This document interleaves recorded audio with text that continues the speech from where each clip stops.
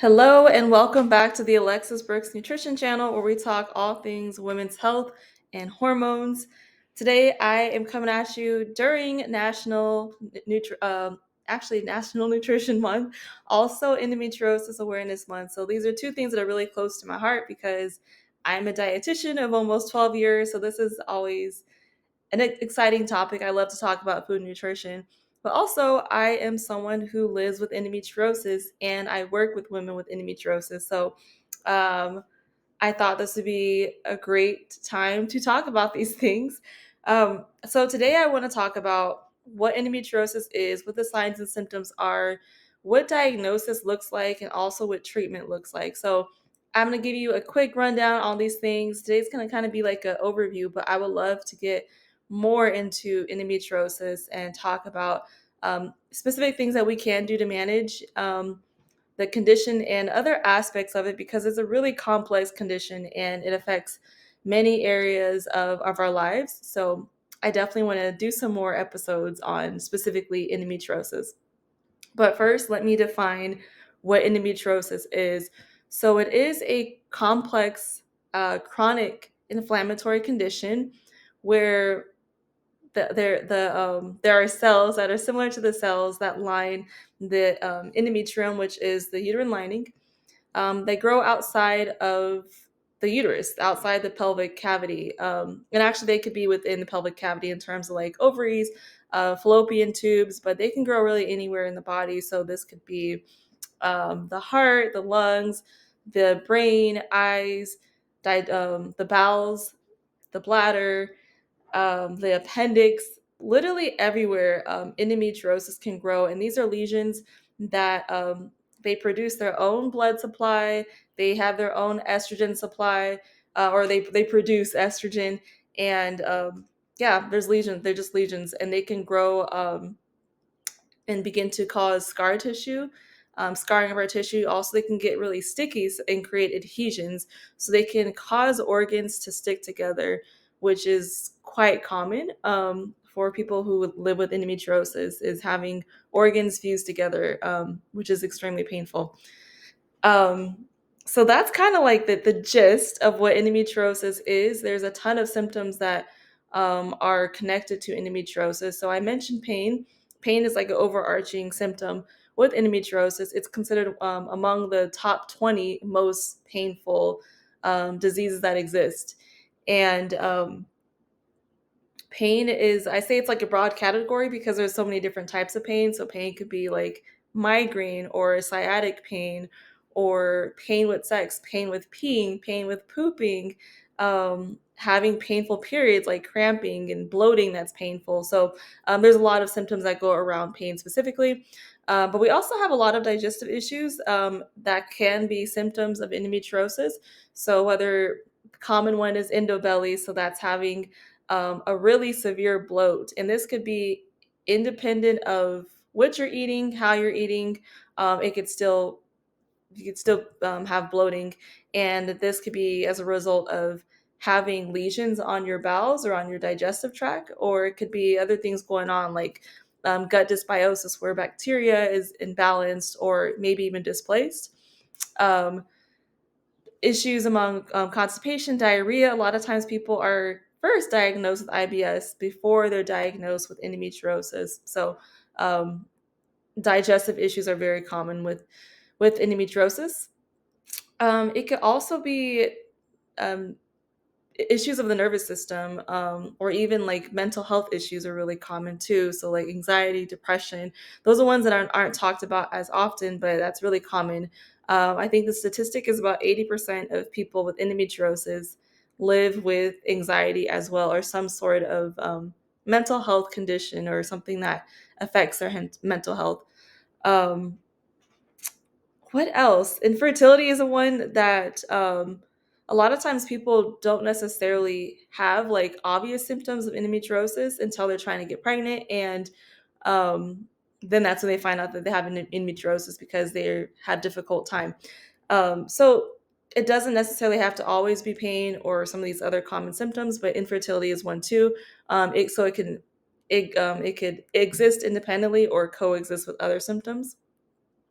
Chronic fatigue is very common. Like the type of fatigue that does not go away with sleep, it doesn't go away with coffee. So you can sleep 10, 11, 12 hours. You can keep drinking coffee throughout the course of the day to help you stay awake, but it doesn't really necessarily help because a it's not a product of sleep deprivation. It's not a product of not having enough caffeine. It's something much deeper. It's due to the chronic disease process of endometriosis. Those are some big ones.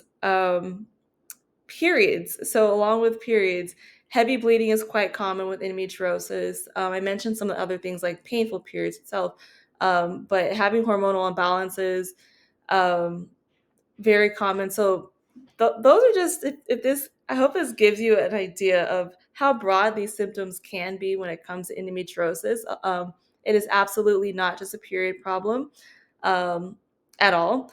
It's a full body disease, and it is something that these symptoms that I mentioned, they can be cyclical, but there are also times that people may have symptoms that are not necessarily during their period or a specific time during their menstrual cycle. They could be chronic. They could be happening all the time. And some hallmarks of endometriosis are inflammation, hormonal imbalance, immune dysfunction, and dysbiosis or poor gut health. These are some things that um, are really common that are all tied in together that create this the progression, the development, and the progression of the disease. So let's talk about if you have some of these symptoms and you're kind of like, wait, do I have endometriosis? Maybe you're kind of wondering, what can you actually do to get diagnosed? So it is quite a process. And I will say, thankfully, that things are beginning to change where we do have some nice diagnostic tools on the horizon that we have not had up until this point. Typically, it takes anywhere from 7 to 10 years to be diagnosed with endometriosis. Um, and for women of color, it could take up to 11 to 13 years. So it's a disease that takes a long time to get diagnosed, primarily because it's often dismissed. Not all providers are familiar with endometriosis, even though 1 in 10 women have endometriosis, and it's probably much higher than that. So it's not an uncommon disease, but yes, oftentimes symptoms are dismissed, or providers are just unaware of what to be looking out for, not asking the right questions, or maybe assuming that it's something else going on and not thinking that it's even possible for it to be endometriosis. As I mentioned, many people are first diagnosed with IBS before they are diagnosed with endometriosis. Um, so, typically, how it is diagnosed is through laparoscopy. So, basically a surgery. And the surgeon looks to see if there's endometriosis specific lesions and tissues, and from there it could be diagnosed. So, because this is so invasive, this is partly why a lot of people do not get diagnosed or they delay it because who wants surgery? It's invasive. So, that's one reason. Some people can be diagnosed through imaging. So, if in more severe cases of endometriosis where there is deep infiltrating endometriosis, it can be picked up on imaging like an ultrasound or MRI. Um, there is also, if a person has an endometrioma, which is a type of cyst that only people with endometriosis get, that it could be diagnosed that way. So if that's picked up again, also on imaging, that could be a way for it to be diagnosed, independent of doing that laparoscopy. Um, and some people can be a doctor may give you like a suspected diagnosis where you fit the symptoms and certain things. They may say, okay, like yes, they're basically saying like you have it. We don't have the confirmation, but you pretty much have it. So that is kind of what the landscape has been in terms of diagnosing endometriosis. But what I was saying that I'm excited about is we do have a few things that are coming out where it's not quite out yet, though. But we're looking for a test that would be able to test like a blood test, for example, that would be able to identify endometriosis. And we're getting pretty close of being having a test like this where we're able to have certain markers that would be sensitive enough to test for endometriosis. So I believe that's coming in the next couple of years, we'll say. Some may say even sooner than that, but yeah, that's coming up. I forgot there's actually one other way that endometriosis can potentially be diagnosed, and this is through, so it's ultrasound, but it's through endomapping. So if you specifically ask your doctor to order endomapping, this is from someone who is a specialist, someone who's really familiar with endometriosis. They can be able to do that, and they can get a much better picture of what's going on and potentially diagnose you that way too. And of course, that's also much less invasive than doing any kind of surgery. Okay, so that is a diagnosis. Treatment ties into diagnosis. Specifically, I'll say the surgical piece of things. So, oftentimes, what happens is that there's a suspicion for endometriosis. The person decides to go through with the laparoscopic surgery, and they'll do. Ideally, this is done by a surgeon who specializes in endometriosis. But not only are they going in to confirm the diagnosis of endometriosis, but they're also going to remove the lesions, going to remove those affected tissues. So that would be an excision surgery. So this is actually what happened in my case, where I was diagnosed at the same time that I was treated. So along with doing the surgery for them to see what's going on, they did find endometriosis, and the surgeon removed it through excision surgery. So that is one of the treatments. Is surgery that's considered like one of the gold standards, so that we're able to get rid of the tissue that is creating the inflammation, creating a lot of those underlying issues and symptoms, and then building from there. So that is one area. Conventional medicine oftentimes will recommend birth control, recommend hormonals, hormonal treatments, hormonal therapy, or suppressants, so that estrogen, for example, is being suppressed, or maybe so that there's more progesterone. So there's definitely a variety of treatments when it comes to like hormonal therapies, whether it be suppressant or adding some sort of hormone. Another thing, and this is important but not as widely talked about, but nutrition and lifestyle. So we do know that nutrition does impact endo, because as I mentioned, the hallmarks of it, so inflammation, hormone balance, gut health, these are all things that are really important to address when it comes to endometriosis. So these things can be addressed through diet. They could also be addressed through lifestyle, whether it be movement.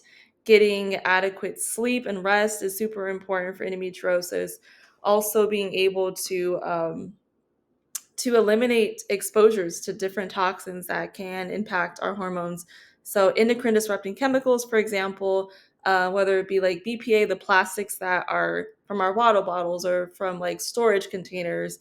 There's plastic kind of everywhere. It's in a lot of things, but that's one example of something that can impact our hormones. So switching over to glass containers for storage of food, um, drinking out of stainless steel or like something that is, or glass, for example, eliminating fragrances, synthetic fragrances is another way to be able to support your hormones. So um, that's like more of the lifestyle piece. So nutrition, lifestyle, targeted supplementation could be really supportive for endometriosis as well.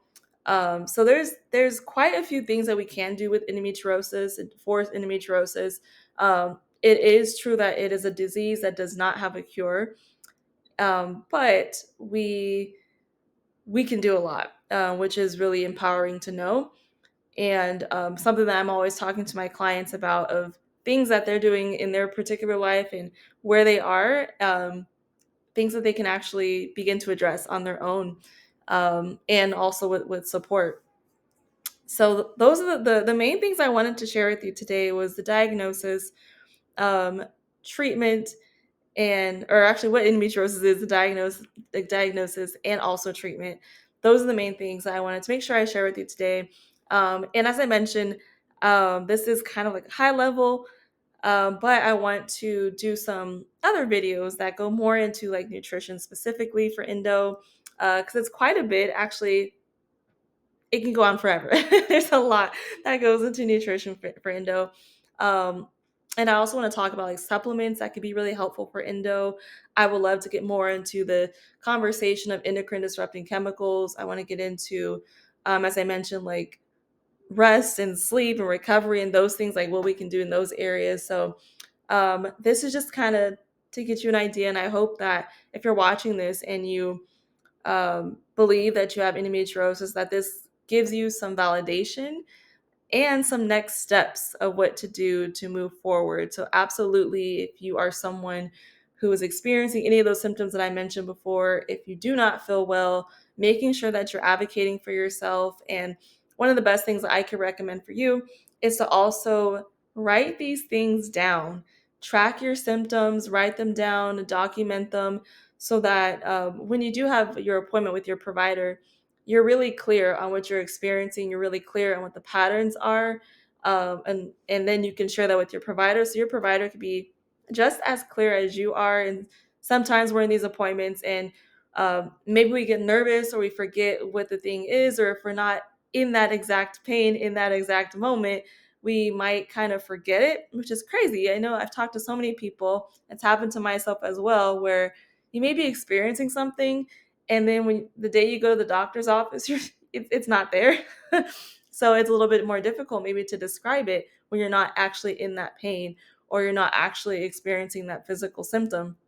But great idea to write those things down so that you're able to get those descriptors there. And again, your provider is able to partner with you.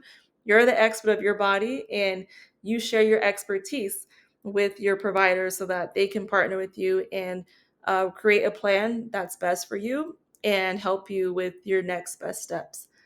So I hope that was helpful. I will be making some more videos on this soon. Have a great rest of your day.